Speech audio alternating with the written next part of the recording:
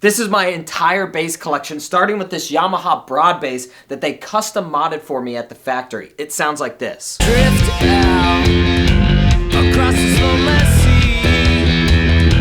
My head's under.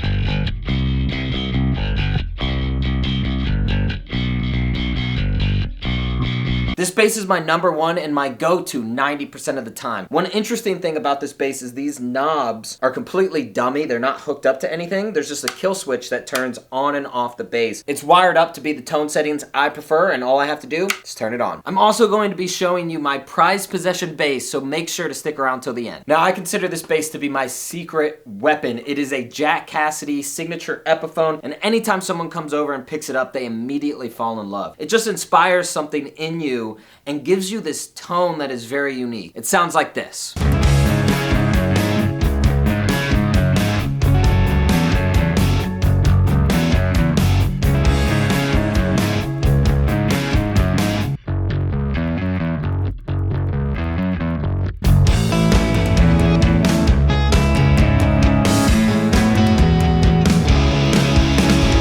This is a Squier 6 and my most recent addition to my collection. This is what John Lennon and George Harrison used to play to supplement for bass when Paul McCartney was playing piano. It gives you a lot of unique tones, and obviously you could put it through guitar amps and make it sound crazy, but it is a 6-string bass that's tuned just like a guitar, but everything is an octave down and a lot smaller strings. I'm really looking forward to getting weird in the studio with this, maybe double tracking some stuff or just adding some low end that might not be audible, but you'll feel it in the final mix. Now, this bass is really special to me. This is the Chris Novoselic Signature Gibson. I believe only 800 of these were ever made, but it is an RD shape just like he used to play and is equipped with bassline pickups. This thing is also a long scale, so for me, F position is almost my full arm length, and it's the perfect bass when you want like a grungy, dirty tone. Chris Novoselic and Nirvana are a huge inspiration to me, so to have one of these basses, especially considering their limited run, is a very, very special thing for me. Now, this is my first bass ever. It's a G&L L2000, and this is what really got me started playing bass.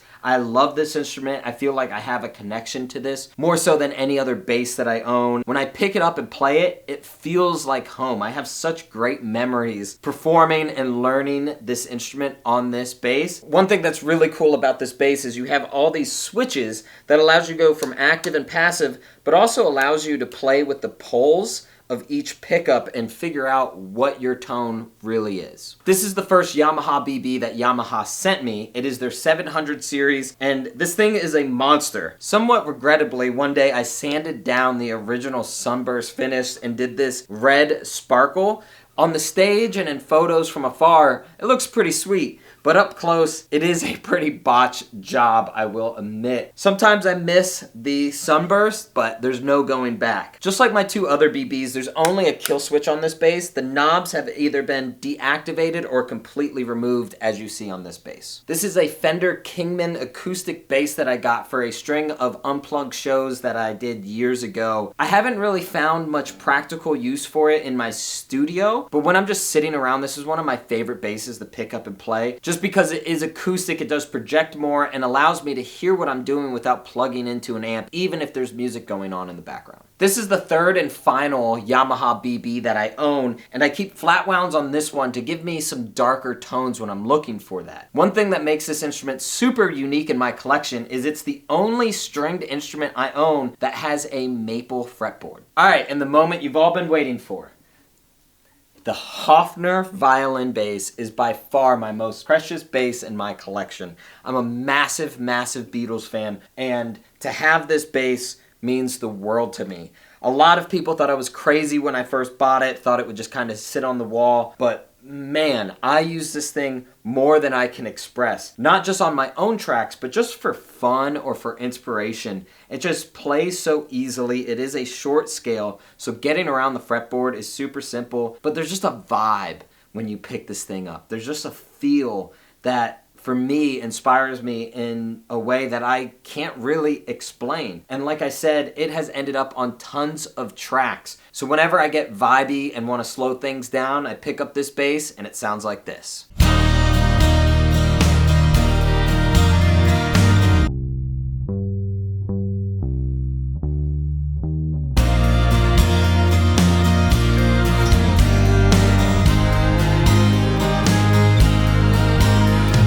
Thank you so much for watching. I put out a new video every Friday, so please consider subscribing.